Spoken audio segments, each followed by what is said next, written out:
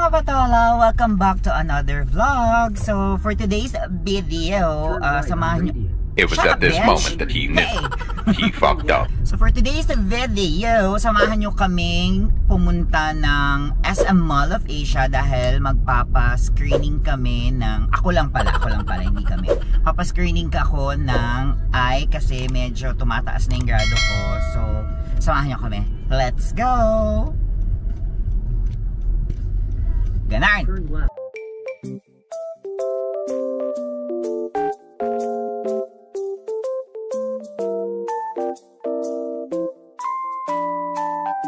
So ayan, we're here at the mall and wow, here at the mall. Ano sabi mo sa mall area? Ayaw kanya talagang kuhanan. So sabi ni Ate Guard, saan ang exit ng Crocs? Ito yung Crocs. Hello po. Ay, nag-hello talaga. Ay, hindi, mamaya babalik pala tayo dito kasi may kukunin ako. Tapos, exit daw, Tagos, third. Doon ang exit. Oh, sorry naman. Ayun. Sa kabilang side. Ayun. So, third building daw. So, eto na. Feeling ko eto na. Wellness zone. This is it. Ayan. So, pagpasok natin dyan, close na sila. Ayun. Nababasa ko na siya.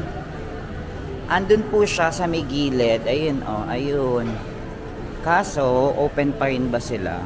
Ayun yung Boro Medical. Kaya inaano niya may Boro Medical. Ayun na po yung Boro LASIK. So, let's go.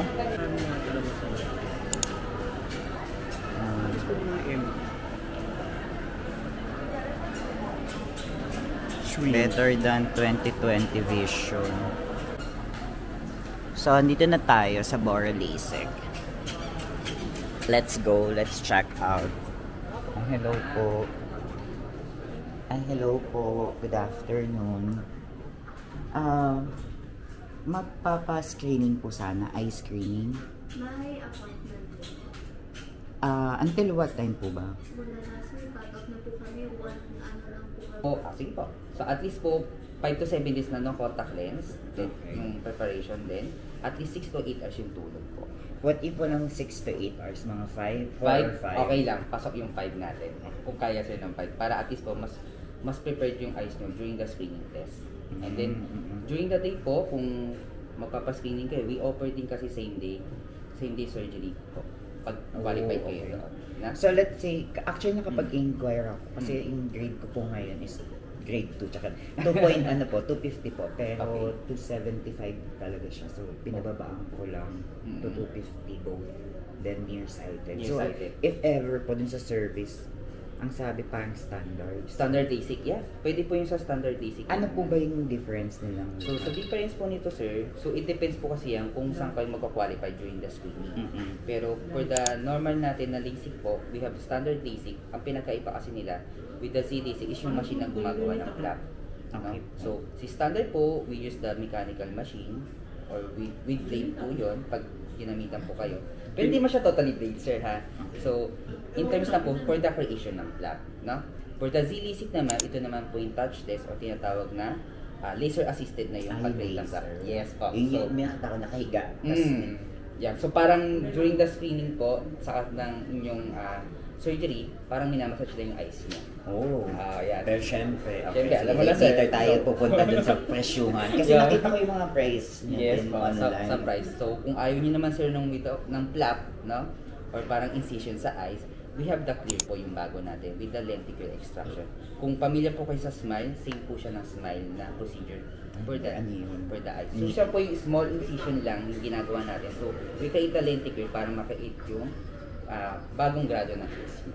Yun, yung after ng procedure, ilang days ka hindi pwedeng like mag-work or anything? Okay. So, kung magpo-fall kayo sa LASIK, standard LASIK sa Z-LASIK, usually within 24 to 48 hours lang. No? For the clear naman po, so we have an estimate po na 2 weeks to 1 month po. No? Pero hindi man totally na-stop sa work, sir. So you can work pa rin naman yung may mga certain adjustment pa may mga konting blurry pa. then certain adjustment. Pero you can do the work naman. No? Yun nga lang, hindi pa siya totally stable. No? Pero syempre kasi sir, magde-depend pa rin tayo during your screening kasi depende pa sa screening kung saan kayo magpa-qualify. Kasi may mga factors pa rin po kasi kino-consider si doctor kung ano yung procedure na mas magiging bagay sa inyong eye grade. No? So pwede siyang mag-fall doon sa pinakamahal? Yes po, possible. Possible po, pero possible din naman as long as kaya naman po ng inyong mata o yung lalo na mata, no? Pwede naman natin tayo ipasok sa standard basic, no? Pero yes. So ito po ngayon kasi kung sa ano tayo dual promo natin ngayon? Ayun, hanggang March. Meron kasi kayong promo na dual. Hindi siya. Kung makakahanap kayo ng isa pa, so from 60K na original price niya, magiging 55K kayo kung dalawa kayo. 5 less. 5K less po. No? Si Zilisik din ganun din siya, from 95K na siya. Yan. Ayusin ko yung mga kapenyo ko na niya naiiyak ko. Yan. So 95, basta may less 5K po tayo for pag dual kayo. No? So, updated naman yung price niyo online eh. Yes pa, yan po. Yan po yung price natin. So, kung ano sir, prepare na kayo sir, no? Contact list, 5 to 7 days, then at least, kung 5 hours lang ba sir kaya? Parang ngayon yung body clock ko nagaging 5 hours. 5 hours Isang lang. 4 to 5. Okay, sige. Pwede naman yun, papasok naman yun. Pero kung kaya nyo sana sir, 6 to 8 hours mas better sana. Para mas maganda yung Bakit talaga yung gano'ng katagal na preparation? Opo, para makita natin yung pinaka-corneal thickness nyo. So usual kasi nagbe-base tayo sa corneal thickness kung kaya natin mag-delete ng plaque. Doon sa eyes nyo, kung LASIK procedure yung inyong ini-aim po. Then syempre, mas more resting yung eyes, mas better. Kasi during the contact lens po kasi kung nagko-contact lens kayo, nag-iba po kasi yung curvature ng cornea. Yeah. Kaya mas better kung 5 to 7 days, then 6 to 8 hours na. So yung lens lang pero okay nang nakasalamin. Yes po. Okay lang po nakasalamin. Huwag lang lens. So normally gaano po katagal yung procedure? So kung tatanong nyo sir, for the screening lang muna sir ha, screening po i-take lang po 45 to 1 hour po. So depende po yan. 45 to 1 hour. So depende po yan kung ilan din po yung naka-line up that day. Kasi yung sa waiting time lang po yung hindi ko na-estimate po. Pero kung mas maaga kayo, kung kayo po yung nauna, kahit po naka-schedule kayo. Wait, let's say naka-schedule tayo that day. First come, first serve? Yes po. First come, first serve. Kasi during the scheduling po kasi marami ding nagpapareserve kasi ng ganung araw. So, first come, first serve tayo kasi yung mauna mag-stick. Okay. So, anong oras kayo? Mall hours ba? 8 AM sir, yung mall hours natin. Pero kasi pag dyan sir, baka di kayo papasok ng mga 9 pa. So, saan yung daan na Dito sir, pwede? sa North Wing po kayo, kung nagpa-park po kayo sa North Wing po kayo mag-park. Para pagbaba nyo dito. North. Okay. Sa may hyper sir, hypermarket. Para pagbaba nyo sir ng parking, hindi mo kayo. No?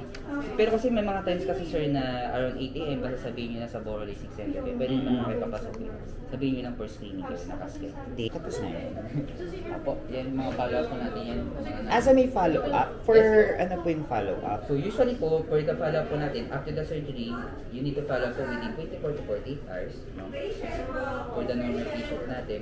So usually po, after ng 24 to 48 hours, ang susunod po natin follow is after a week, then after a month, after 6 months, and after 1 year. So depende na lang po sa concern din ng patient. No? Yung follow-up na yun, may cost din yun. Wala na po. Kasama po yun sa clinic. Alam ko po for 1 year. So free po siya for 1 year. Yung follow-up. So, in terms of payment, paano yung mode of So payment? we have GCash po, bank transfer, tapos credit card po. Sa credit card, nag-i-installment kayo? Yes po, pwede naman po. Like Kaso, zero interest. Ilang months? Parang 24 months po. Sir. Winner. Kaso sir, pili lang yung yung BPI. BPI ata meron ata sila. Kung sa BPI sir meron. Pero not sure lang sir kung 24 months sila. Kasi parang ang naalala ko lang, parang Metrobank ata yung natin 24 months. Pero Metrobank. alam ko si BPI meron na rin ata sila. So, not So sure ano yan, kung- BPI, Metrobank, sure kayo na Meron po, 24. 24. BPI, not sure. Not pero sure po. Pero alam ko 1 year to 1 year. Si BDO meron. Si video. Available na video natin. Okay, meron natin pa si video natin sir. Ilang months din po if BDO?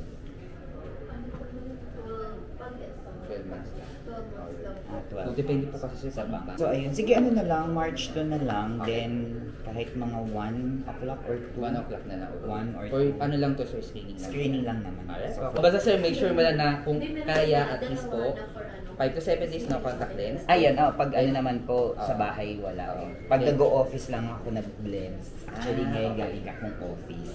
So, Kaya hindi talaga pwede. Ano lang ako. Okay, so So, 6 to 8 hours kung kaya. Kahit. What if ano ba putol? Installment yung tulong. Pwede naman, basta as long as during the screening, hindi natin makita nagda-dry yung eyes nyo. Ayun, ngayon talaga sabi diba? ko nagdadry yung Mas maganda kung medyo diretso para mas safe. Sinungaling. Nati-check ba na nag-dropper? Yes po, na-check po yan during your screening. Kasi kung dry ang inyong eyes po during the screening, so baka hindi kayo mag-proceed.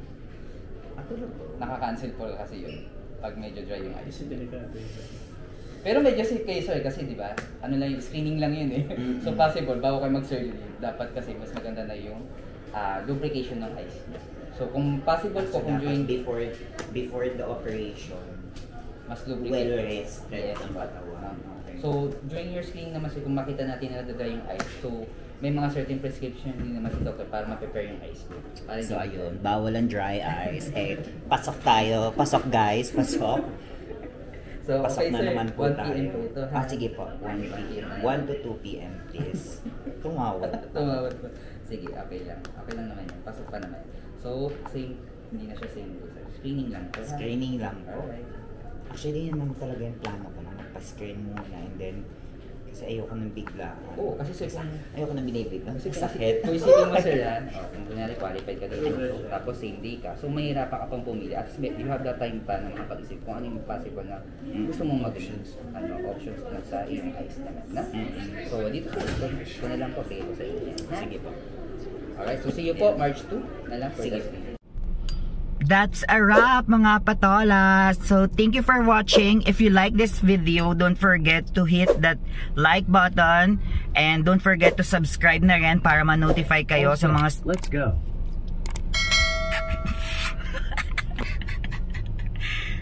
don't forget to like this video, hit that notification bell, and kung hindi pa kayo nakakapag-subscribe, please naman mag-subscribe kayo. Ang konti pa lang namin. Eme lang. And thank you for watching again. See you on my next video part 2. Bye!